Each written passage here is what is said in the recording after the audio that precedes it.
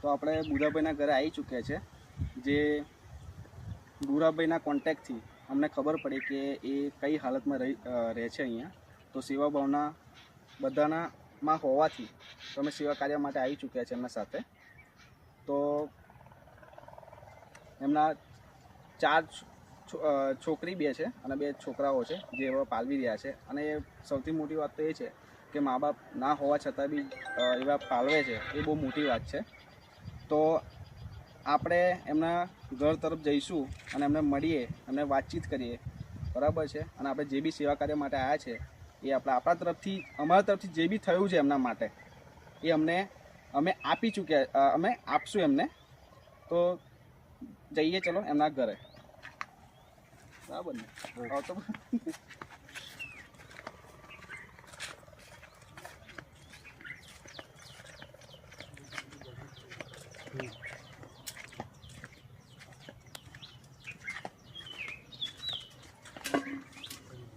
તમે જોઈ શકો છો કે બુધાભાઈ કેવા હાલતમાં રહે છે અત્યારે।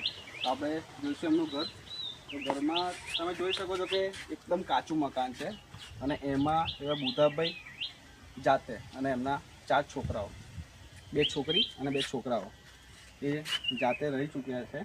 તો આપણે જે બુરાભાઈના સંપર્કથી જે અહીંયા સેવા માટે આવ્યા છે, તો આપણે બુધાભાઈને બી મુલાકાત લઈશું, બરાબર છે? એમને બી પૂછશું, એમને બી કઈ રીતનું, મતલબ એમને જે જરૂરત છે એનું બી આપણે ધ્યાન રાખીને એમની સેવા માટે આપણે આગળ વધીશું। તો આ કલ્પેશભાઈ પારેખ બી છે, જેમના સપોર્ટથી આપણે આવી ચૂક્યા છે અને અમારું બહુ મોટું ગ્રુપ છે।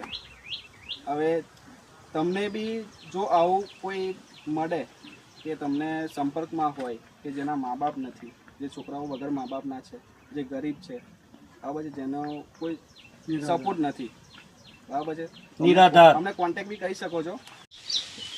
અમારા એક ગ્રુપનું નામ છે સેવા તરફ એક પગલું।